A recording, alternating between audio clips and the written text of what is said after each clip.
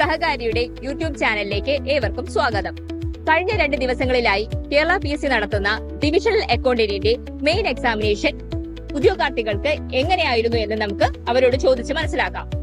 Divisional accountant mains എങ്ങനെയുണ്ടായിരുന്നു? Means accountancy പാടായിരുന്നു. കുഴപ്പമില്ല. മാത്സ് ഈസി ആയിരുന്നു. മാത്സ് ആയിരുന്നു. സ്ക്രിപ്റ്റീവ് ആയിട്ട് ബുദ്ധിമുട്ടായിട്ട് ഫീൽ ചെയ്തോ? ഇല്ല കുഴപ്പമില്ല. മാത്സ് കുഴപ്പമില്ല. ഞങ്ങളുടെ ക്ലാസ് ഒക്കെ കാണുന്ന ആളല്ലേ? ലാസ്റ്റ് മാരത്തോൺ ക്ലാസ് ഒക്കെ കണ്ടായിരുന്നോ? പ്രാക്ടീസ് എക്സാംസ് ഒക്കെ എഴുതി ശീലിച്ചിരുന്നോ?